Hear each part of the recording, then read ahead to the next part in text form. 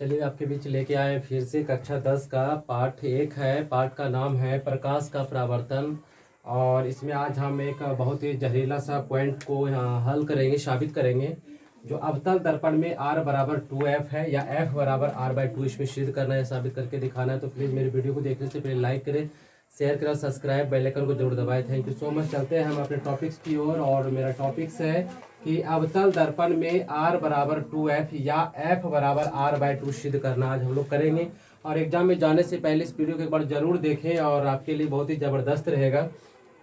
तो चलिए सबसे पहले हम देखते हैं कि अवतल दर्पण का एक डायग्राम बनाएंगे। तो डायग्राम हम पहले से मैटर को लिख के और बना के रखे हैं ताकि ये वीडियो मेरा कम टाइम में बन जाए।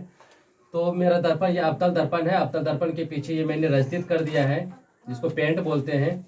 और मेरा दर्पण का नाम है ये एक्स और ये वाई है। दर्पण का नाम है, दर्पण का ये आपका मुख, ये आपका दर्पण का ध्रुव है। और ये दर्पण का फोकस बिंदु हो गया। और ये दर्पण का वक्रता केंद्र है। तो जब तो इसमें हमें सिद्ध करना है कि R बराबर 2F। तो चलिए सबसे पहले हम देखते हैं कि अवतल दर्पण एक्स वाई में, तो मेरा ये अवतल दर्पण एक्स वाई है। और इसमें आपतित किरण ये भी, ये मेरा आपतित किरण, इस पर हम आप प्रकाश डाल रहे हैं, दर्पण के प्रकाश को डाल रहे हैं। ये भी मेरा आपतित किरण है जो दर्पण से परावर्तन के बाद मुख्य अक्ष को F पर मिलती है। ठीक है, यही मेरा मुख्य फोकस बन जाती है और F पर मिलती है। तथा आपतन बिंदु से डाला गया अभिलंब जो मुख्य अक्ष को C पर मिलती है। और आपतन बिंदु, ये मेरा आपतन बिंदु है। और यहाँ से डाला गया जो अभिलंब है ये मुख्य अक्ष को, ये मेरा मुख्य अक्ष है, मुख्य अक्ष को C पर मिलती है। इसको वक्रता केंद्र बोलते हैं। और आप ये आपतित किरण जो है, आपतित किरण आप दर्पण से परावर्तन के बाद मुख्य अक्ष को जिस बिंदु पर मिलती है वो हमारा फोकस बिंदु कहलाता है। तो चलिए आगे फिर चलते हैं। फिर तब क्या होता है तो देखते हैं। परावर्तन के नियम से आपतन कोण और परावर्तन कोण दोनों बराबर होते हैं। परावर्तन के नियम से तो ये इधर यहाँ से जाती है, ये दर्पण पे, दर्पण से टकरा करके फिर ये परावर्तित हो जाती है। तो ये कोण और जो है ये कोण, इस कोण का नाम मैंने आई रख दिया है, आपतन कोण है। और ये परावर्तन कोण मैंने आर रखा है। तो ये दोनों कोण जो होगा ये आपस में बराबर होते हैं, इसका मान हमेशा बराबर होता है। आपतन कोण बराबर परावर्तन कोण, ये परावर्तन के नियम से हो जाएगा। तो यहाँ पे मैंने लिखा है कि कोण ABC बराबर कोण CBF, समीकरण 1 मैंने माना है परावर्तन के नियम से, जो मैंने यहाँ पे मैंने लिख दिया है परावर्तन के नियम से कि कोण ABC और कौन है CBF, ये दोनों कोण जो है आपस में बराबर है परावर्तन के नियम से, समीकरण 1।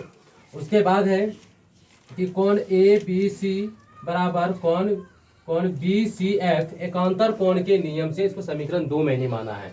कि देखते हैं कि कोण ABC और कोण BCF, ये कोण और ये कोण समांतर के नियम से, जब हम समांतर पढ़ते हैं तो उसमें, जब हम समांतर पढ़ते हैं तो समांतर का नियम जब पढ़ते हैं तो उसमें हम ये कोण और ये कोण बराबर करते हैं। एकांतर के नियम से ये कोण और ये कोण बराबर होगा। तो जस्ट उसी तरह से हम यहाँ पे देखेंगे।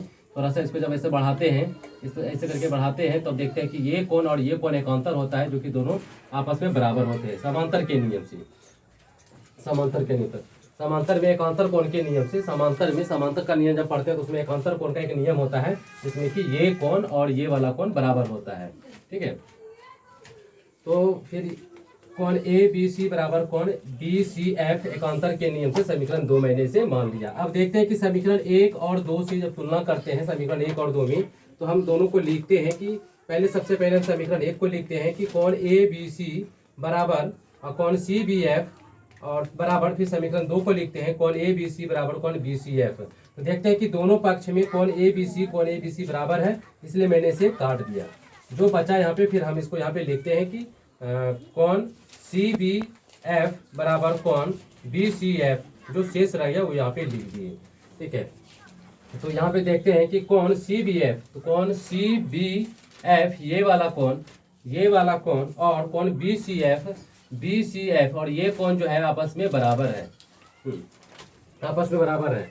तो यहाँ पे दिया हुआ है कि चूंकि हो जाएगा, क्योंकि त्रिभुज BCF एक समद्विबाहु त्रिभुज है, क्योंकि BCF एक समद्विबाहु त्रिभुज है, इसलिए समद्विबाहु त्रिभुज है कि इसके दो कोण आपस में बराबर हैं। जब जब किसी त्रिभुज के दो कोण आपस में बराबर हों, उनके सामने की भुजा भी आपस में बराबर होती है।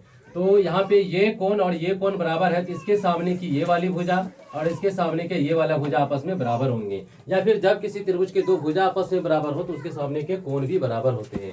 तो यहाँ पे हमें दो कोण बराबर मिल रहा है, और तब इसके सामने के जो भुजा होंगे वो आपस में बराबर होंगे, यानी ये इस कोण के सामने की ये भुजा और इस कोण के सामने की ये भुजा। तो कहने का मतलब है मेरा कि बी एफ बराबर सी एफ या सी एफ बराबर बी एफ होगा मेरा।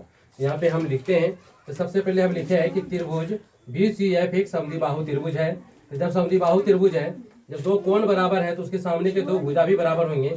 यहाँ पे हम निकाल लिए कि दो कोण बराबर है, जब दो कोण बराबर है तो उसके सामने के दो भुजा भी बराबर होंगे, इसलिए त्रिभुज जो है बी सी एफ त्रिभुज समद्विबाहु त्रिभुज है। तो यहाँ पे हम लिख दिए कि सी एफ बराबर बी एफ।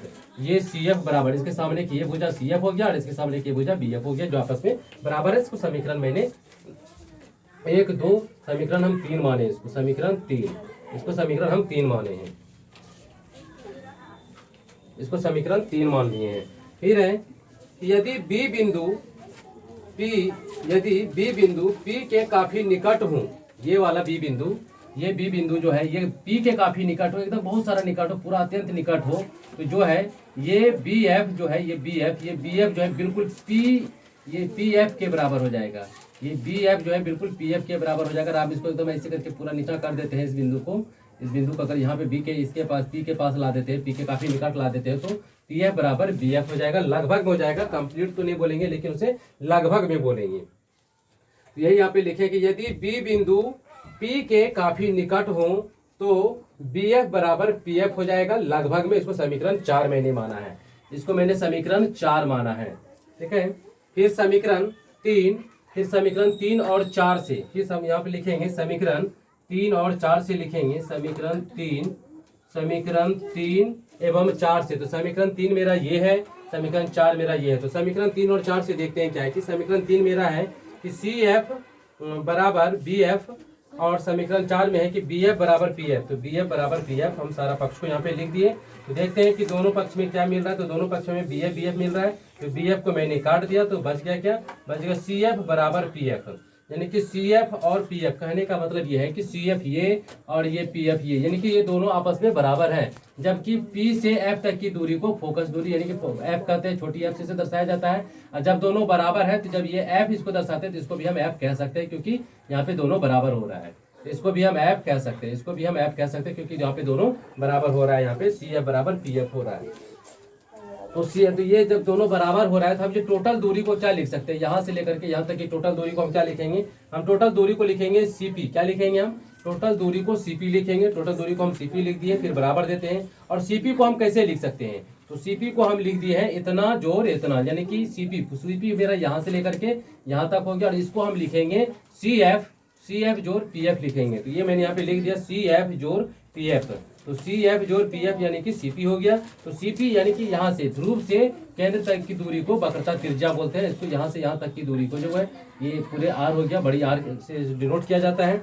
तो सीपी को हम बड़ी आर भी बोलते हैं। बराबर है तो बराबर हो गया। और अभी हम सिद्ध किए कि दोनों बराबर है, तो ये एफ है तो ये भी एफ हो जाएगा। तो यहाँ पे एफ प्लस एफ डाल दिए हम, तो आर है तो आर हो गया, बराबर है तो बराबर मैंने डाल दिया। और एफ प्लस एफ हो गया 2f आपका, तो ये आर बराबर 2f आपका सिद्ध हो गया। अगर आपके एग्जाम में है एफ बराबर r/2, ये गुणी में है और ये इधर आएगा, समीकरण 21 हो रहा है भाग में हो जाएगा। तो यहाँ पे लिखेंगे या करके, या फिर लिखेंगे कि f बराबर r/2 आपका ये साबित हो गया। और ये आपका आंसर कंप्लीट है। तो एग्जाम में जाने से पहले इस वीडियो को एक बार जरूर देख लें, शायद आपके अच्छे अंक के लिए बेहतर हो ये वीडियो। और प्लीज़ वीडियो को लाइक करें, सब्सक्राइब करें और शेयर बेल आइकन जरूर दबाएं। Thank you so much.